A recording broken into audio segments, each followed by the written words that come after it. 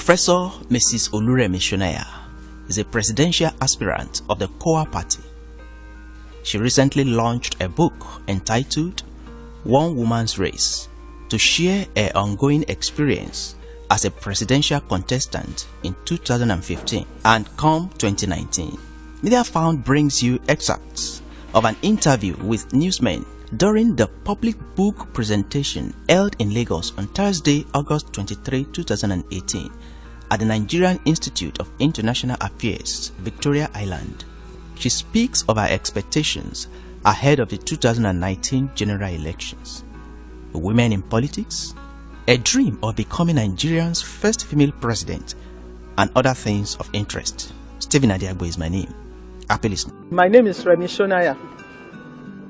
The inspiration for this book came naturally. Although you would all realize that it took me a while to actually finally get down to writing it. I mean, here are we in 2018 talking about something that happened in 2015. However, for me, writing is part of my way of engaging with my environment, engaging with the issues that concern us in this country. So I knew I would have to write that book. Life has been a bit busy. I didn't get to actually doing it as, maybe fast as I would have. But, I knew I had to do it. So it's an important moment in my life, an important experience, and I knew I needed to document it. Ahead of the 2019 general elections, what are you going to do differently from what happened? I mean, your preparation as well as your party's preparation in 2015 ahead of the 2019 elections. What I'm going to do differently would stem from how much support, I get from Nigerians, how much people have recognized that they need to do things differently themselves. We often ask those who are running what they will do differently. I would like to turn that question on its head. What will Nigerians do differently? Will you keep voting for the same people who are keeping us malnourished, impoverished, terrorized, whatever? Are you going to do something differently? Are you going to begin to consider that you have other options? Or are you going to continue going in the same way? Because my message is the same. My message is not different. But the question is, are you going to believe me? Are you going to give us a chance? Are you going to give us Nigerians that possibility of turning things around in our country? So it's really not about me this time. It's about the people.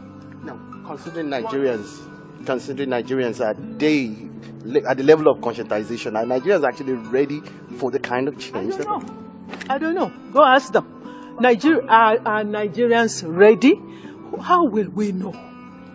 The Nigerians that, they are still getting money for selling their boats and so on and so forth. I hope they will recognize. That's why I'm saying, what will Nigerians do differently? That is the more important issue now. Are you going to turn things around for us, as a people? Yes, ma'am. Okay, what do you think is the greatest challenge facing Nigeria at this point, and how would you deal with it? It's the challenge of making a change. Because we are so used to a certain way of doing things, we have convinced ourselves that this is the way politics is in Nigeria. That's politics. You sell your votes, you collect money from the politicians, and that's it. It's only that which you can get from them before the elections. That is what you can be sure of. So, you say, give me all that I can take right now, and then, I won't see you for the next 4 years.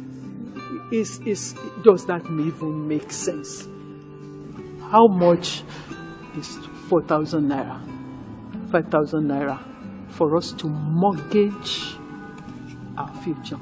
For us to, condemn ourselves to probably 4-8 years of bad governance? It does not make sense. Nigerians need to think about these things and determine to bring a change, make a turnaround of the situation. Mediafount, that you may know. In a nutshell, what are you offering Nigeria? What are you offering Nigeria? Good governance. Good governance. What are the things that we are traveling to see when we travel to Dubai and all these other places? How come human beings like us can run their own societies well, can provide good services for their people, water, electricity? Those are not big deals anymore in the 21st century. They're not. Good schools, good hospitals. Not have a leader who would go and get good treatment when they fall sick. Do I not deserve good treatment in our own hospitals here? And then what saddens me more is that Nigerians are out there contributing to the development, to the rendering of good services in so many other countries. The story is told of a man who went for treatment in India, only for the doctor to work in, the specialist doctor, and he's a Nigerian. Nigerians are all over the place. It's not that we do not have the know-how. It's just that will, to make a change. That is what is so lacking. And we must find it in ourselves somehow to convince ourselves that, no, this thing is not working. It is time to make a change. So, do you have confidence, ma'am, in INEC, in the electoral process in the country? Why not? Why not? I personally don't believe that we need to spend that much money. Okay? I personally don't believe that we need to spend that much money. I believe that there can be cheaper ways of running elections. That we are a country in need of infrastructure, in need of services. When I look at all the billions that are going just for us to signify that this is the person that we want to govern us, while our schools, our hospitals are in such a terrible state, and they are not getting that kind of money. It doesn't sit very well with me. There are areas where our needs are bigger and they are greater. Yes, ma'am. Yes, I salute your courage, ma, for coming out the second time, to run for a position such as the highest position in the land. Women, I don't know if women are afraid, to come out to take up positions, of governance, of government. I want to ask, ma, could it be a problem of the government or the women themselves have a problem? What should be done, ma? First of all, let me say that more women are coming out now. Yes. So obviously things are improving. There's no doubt about that. So let's be willing to also keep moving. You see, I am not thinking that things would just change dramatically, immediately. It may.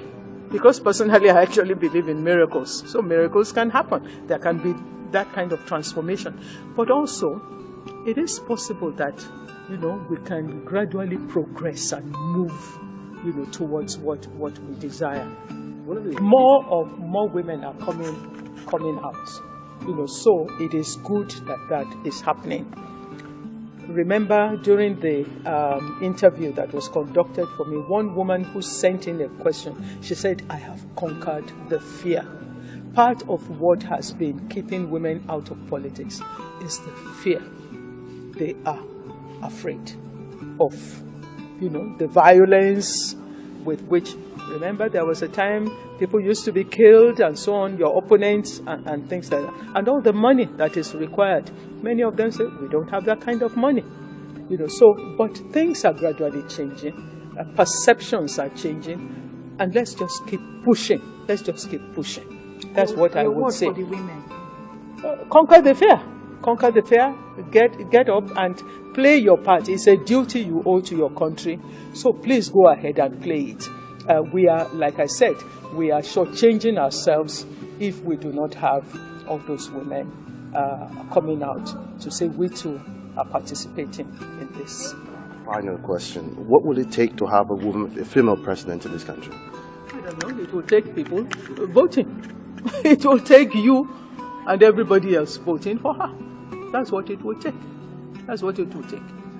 People believing and acting on it, that it's possible.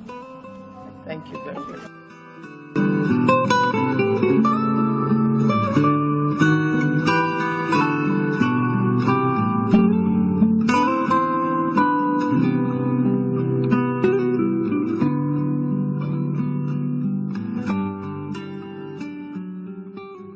Welcome back.